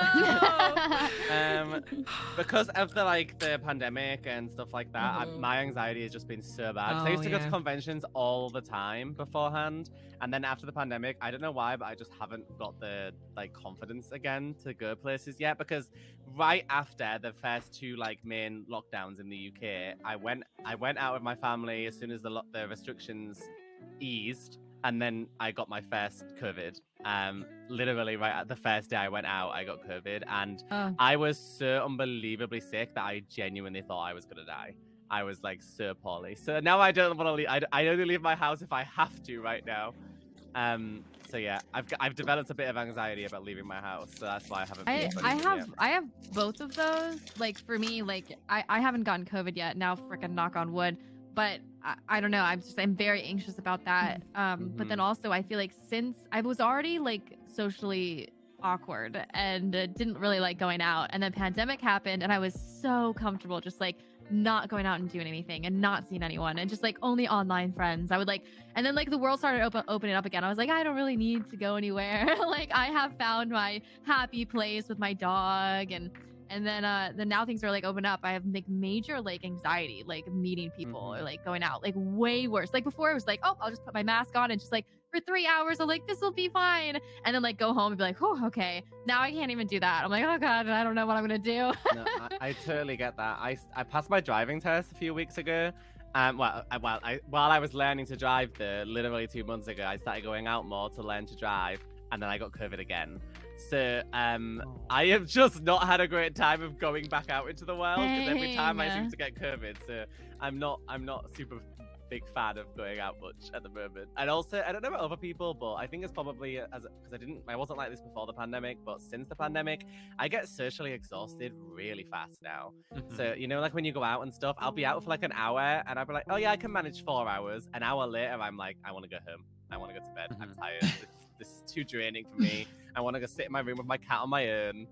Again, I'm fine like that. You know, I get really socially exhausted really fast. So yeah, I feel like it's affected everybody there, hasn't it? So much in so many different ways, even in ways that we don't really realize. So yeah, I do intend on going to TwitchCon next year, but this year I just wasn't ready to start doing stuff like that again. Yeah, I'll tell you how it goes. So I haven't got COVID yet. I thought I had it twice because I've been to events. So I've been to a couple, and they've all been really good in the UK, but this one's Amsterdam, so I don't know how it's going to be because it's outside the UK, so I don't know how it's going to be like rules wise. But I've been to EGX Insomnia, Epic LAN, and FanFest. FanFest was in Iceland though, and Iceland one, a lot of people got COVID. But there was no hand wash. I know everybody had to have a vaccine to get in, from what I remember, but there was no hand wash anywhere, so that was a problem. So like for me, when I went in, I panicked because it was a big crowded area, the first one, and then when everybody started going into the halls, because it's a bit more like a convention, but it's like, you know, everybody speakers type of thing, I stayed at the back away from everybody, so I avoided it just for that alone. And then the other conventions, all the ones in the UK, hand wash everywhere. Everybody had hand wash. And it was like, you know, like everywhere you went, everybody's washing their hands. Everybody's been very, very cautious, which was really, really nice to see. But I'm concerned, again, any outside the UK, I'd be like, or outside the UK or Ireland, really. But yeah, Iceland was, not as much hand wash everywhere, which is sad. But I mean, like they've got a smaller population, so they're probably not worried as much about it. Because everybody's like, they only just opened, so they were like, okay. But yeah, I would say another year and then everything will be back to like properly, you know, in a routine, and it's not going to be as daunting, or it's not going to be as bad because people will be more wise. I hope so. I was actually invited to Insomnia, but I was like, I'm sorry, I can't do it. I was just not ready yet. Plus, this might sound really stupid. It might, because I'm mainly a YouTuber. I kind of feel a little bit out of place with Twitch stuff. Like when I used to not, but now whenever I get like invited to anything like Twitch Rivals, or like if I go to a Twitch event, I kind of feel like I'm gonna be kind of awkwardly not knowing anybody. And like this and Rivals are the first things I've done with other Twitch streamers in probably like 2 or 3 years. So I kind of feel like super out of place with Twitch, if that makes sense. And I feel nervous about going to TwitchCon, and then this sounds really sad, but before we got into our teams in Twitch Rivals, I streamed for the hour beforehand, and everybody else was like in their calls, like with their friends, like getting ready. And I was like, I'm gonna stream with my audience because I don't know anyone here, and I have no friends to talk to beforehand. So I don't want that to end up being real life. I don't want to go to TwitchCon and spend literally the whole time sat on my own, you know, because I live in the middle of nowhere, very rural England, so I don't have friends here. So there's no one that's gonna go with me. And my family, if I go travel anywhere, I normally go with my sister, but she's not like into gaming and stuff like that. And so she wouldn't go to TwitchCon, so I very much would probably spend a lot of it sat on my own in the corner, just sort of being like, everything's fine. I want to go back and make YouTube videos now, you know. So I also worry. I relate to that. Yeah, I'm Yeah. so lucky that I have a girlfriend who's extroverted that I'll just like bring with, and I'm like, okay, you're coming with me. Yeah, like if you're going to any events in the UK, Oh. chances are I'll be at them. So I don't go to all of them, but like careful most now, of you're them. gonna get sidelined into being my bestie at all these It's totally fine because, like, at this point, honestly, the last event that we went to, which is Insomnia, there was very few like before I went to an event, I would know every partner there. Like we would all know each other. It was a small community. Every single one of us would know of each other. But a lot of those people don't exist anymore. They've gone, they've quit Twitch, whatever's happened, real life, they've all left or went into community manager roles. They're all gone. So honestly, don't worry about it because everybody's in the same boat. A lot of these people are new, or a lot of these people have got partner through, the COVID times. So they're all probably thinking the same thing. So like, yeah, if you want to come along with us, please say, like, if you're going to an event and we're going to it, yeah, let's go and we'll chill out together because like, that's the only way we're going to meet anybody now at this point. Yeah, like, we're all existing with imposter syndrome and mental illness. I mean, it's what brings us together. We are truly a mess. I will say, I've been to a few. I was really anxious about going to events and stuff too. I've been to a few. I went to PAX East, and I play Tekken competitively, and I also do commentary for Tekken, which is a fighting game, in case you didn't know. And I went to CEO, which is in Florida, and you know how Florida can be when it comes to COVID stuff. And and then I went to Combo Breaker, which was in Chicago. But anyway, for the other events that I went to, I was either like double masked up, or if I wasn't doing like a double mask, I just kept my mask on all the time and I was fine. But a lot of people did end up, getting positive COVID results. But I was like, I ain't doing. It's gonna be like, yeah, hello, and just, for some people I'll hug and but I was double masked up and I washed my hands a lot. So, if you take like the proper precautions, 9 times out of 10 you'll be fine. But I know it's still really scary. Like, obviously you don't want to get sick and COVID sucks. But yeah, I just wanted to say, double masking I think helped me out a lot. Yeah, I agree. It's a good idea. Like, why the hell not at that point, especially if it's early on for events, because it still is. Like, it still is not like to the point where they've secured it enough for everybody to go to. Definitely. So we are getting to the point where we've only got 10 minutes left. So I was thinking maybe we'll just, because I had a lot of questions, but we talk a lot. So we're gonna go to the last thing, which is just. Do you just want something? We probably do something fun. So what is what? This might not be something you can do because it depends how close you are to your communities. But is there something your community doesn't know about you that you're willing to share or just say about? Is there something your community don't know? Maybe like a hobby or something you enjoy doing that they might not know about? Oh, for sure. Yeah. Yeah, my community, everything. This is gonna come as a shock, so exclusive. My community doesn't know that I'm actually a really nice person because I'm just a raging bitch the entire time I stream. Not just I'm actually. I think a lot of people in my community probably know this if they've been there long enough. But if they're like new, like sort of new, I'm just a very shy person with a lot of social anxiety in real life, and I think a lot of us probably feel this way too. But I think it's easy to see people on Twitch and assume that everyone's like super extroverted and like super chatty and like that's just how they are in real life. But for me, that's just not. I think one thing I really like about Twitch is that I don't see the audience, so it's like I don't feel anxious. But if you ever meet me in real life, like I will be super shy and I'll probably look very angry because I have resting bitch face. But if you ever see me at a convention, say hi. I promise. Like, I'm just very awkward and not very social, but that doesn't mean I'm not nice. I joked about it, but I'm actually very nice. Okay. Honestly, this might sound really silly, but my audience don't know this. I actually swear a lot in real life. It's like that TikTok sound. I do cuss a little. Oh yeah. When you said that, I literally thought about that. If I said that in one of my YouTube videos, the comments would be like genuinely really shocked, because anybody that's been in my audience, like my current audience, not watched me for years and years and years, which is most of them, will genuinely not believe that I swear ever. Because I think it's the teacher, where I just automatically can stop. Like a second someone's streaming or recording or something, I just immediately I never slip up, I never swear, it doesn't come out, it just doesn't slip out of my mouth ever. Just like when I was a teacher, although there was many times when I was a teacher where I really wanted to, I never would. But in person, as soon as like I'm not streaming or recording, I literally cannot tell you, I am like FS over and over again, just swearing like constantly. And I also don't talk like this off camera. I don't know why, but when I'm recording, my accent sounds so much more posh than it actually is. I'm from Yorkshire. The accent here is not posh at all.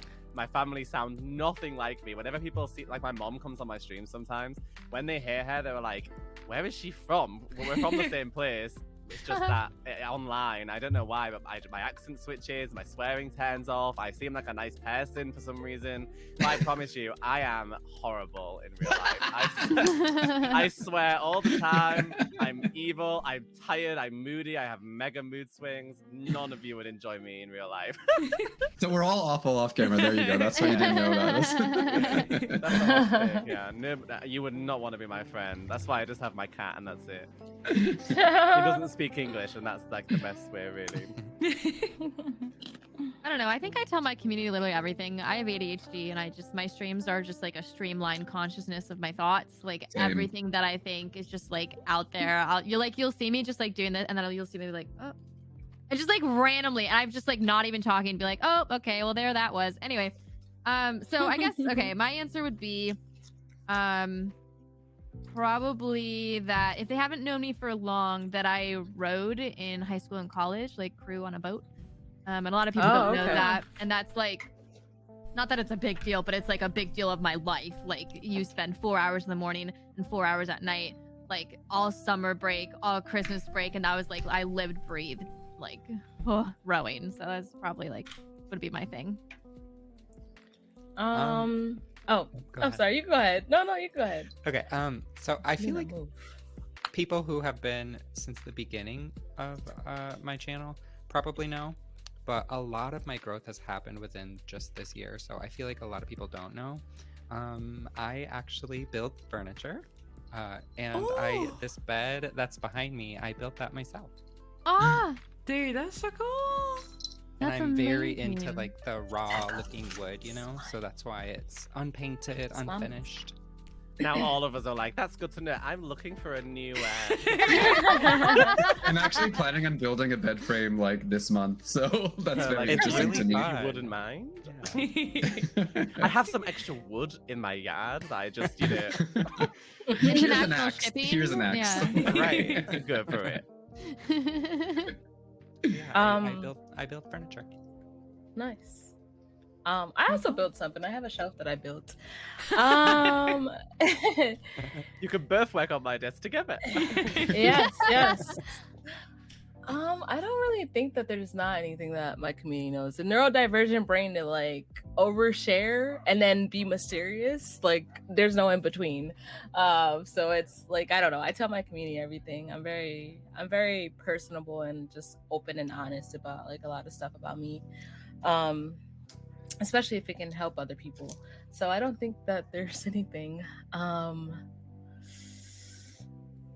trying to think. What about something like we don't know? Like, do you speak another language? Yeah, like... that's what I was gonna say. I was gonna say I'll probably like be able to tell y'all something that y'all like. Can you say lick your something that y'all elbow? want to know. I don't think so, but I fluently speak French, and I used to fluently speak Spanish because I'm also I'm mixed heritage, but like I also have Puerto Rican and Dominican heritage. Me too. I'm Puerto Rican, Dominican, and my dad's from Puerto Rico, actually. Let's go. I look like my white mom, but I'm half that's Rican, what I was Dominican. gonna say. Like that's something that I always deal with. Like people are like, "What?" And I'm like, "Bruh." I have to like show them like the whole like my sibling, like the pictures of my siblings because like we're all different shades. It's really funny. Like my eldest brother looks like a white person. It's hilarious. But Am I anyway. your eldest brother? But Yeah, so I guess those are like some things that y'all don't know. Let me see what else. You got 3 minutes. Yeah, I know. I'm trying to think. Oh, I dyed my hair myself. Hey, So that there's I love purple it. underneath, there's red, wow. and then It looks it's black. beautiful. The rest Nice. is Right, I So, could yeah. never dye my hair myself. I would look like such a mess. black. So yeah. Oh, really cool fact. I think I don't really have anything in the community don't know about me. Just there is something that they might not know. They're gonna laugh at this, and you guys probably will. So I'm 5'7", but when I was in school, I was the tall, quiet kid. All right. So I might be small now or average height, but in school I was the tall, nerdy, freaking quiet kid. All right. So if anybody says anything, because they might not believe it, because I talk a lot, they'll just be like, no, it's not possible, because they call me small. Because I'm with somebody who's 6'5", but yes, I was tall. All right, that's You the peaked thing. in high school. Physically peaked in high school. I stopped growing at 12. That's the only thing I could think of that they don't know. But I was like, yes, I was Well, very tall. you need to get so- into rowing because it can go with your name, and then you'll have something that everyone won't know. Hey. So there you go. You can start rowing. I need to go into rowing. That's the only thing I could think of that I that they Or don't you could know. just like accidentally misspell it and go into sewing. Ooh. That's not a good idea. I'd accidentally like poke my eye out or something. I'm so clumsy. Yeah, I once in a textiles class in high school genuinely sewed my creation to my sock. I don't know how, but when I left the class, it came with me on my sock, and then I was like, "How have I done that? I must have like had my legs crossed and like sewing machined over it or something." So Hilarious. because of the time, we have to wrap up because I know somebody we're like very strict on time this time. But guys, thanks so much for joining the podcast, the second PJ podcast. I'd love to have you on again. Hopefully we get the main front page instead of like the second we're on it. No complaints, Twitch. Just saying it'd be But guys, if you haven't followed everybody, please make sure you go and do so. Everybody in here is amazing. Obviously, we've got Toph, Tater, Keekee, WatchHollie, and B. So we've got all these lovely creators. If you haven't checked them out, make sure you do so. Go and follow them on Twitter, but not just Twitch, but Twitter. All their links are on their pages, so go give them a follow because they 100% deserve it. You guys have all been fantastic. It's been good fun. We didn't even get through half the topics, but that's exactly as expected. It's just 2 hours and 6 people. That's what you expect. Yeah. But yeah. Can I ask a quick question? Can I ask the chat to like this YouTube video for me because I Go want to ahead. get it to 50 likes. But 100%. I don't know if I could post a link though, so I don't know if you have to permit me. Or should I send have it I to not you? put you VIP? You're VIP. You should be Oh able yeah, to. I'm VIP. Oh, I can. I Okay. think. And Cat, everybody can y'all- follow Can I Queenie go like Blue that, YouTube. please? Yes, everybody follow Blue and Queenie. Yes. Yeah. Oh yeah. Bonsai gifted everybody a sub as well. So yeah. No, you're all good. You're all good, guys. Make sure you go over and do that. I'll actually do that myself. But Yeah. guys. It's at 25 likes. I just want to get to 50. So if you just take a quick moment and Very give it a like, I close. would really appreciate that. Very close. I went over and do so. I have 2 accounts as well, so I'm gonna Are you maiden follow. list? Huh? No, I got maidens. Okay, I got I was lots like, of maidens. I'll drop you a follow if you're not maidenless. Thank you so much, guys. It was amazing. Yeah, if he's thank ever you. want to be Thank on, you we for appreciate having it. us. Thank you. Thank you, everybody. See you soon. Bye. Bye.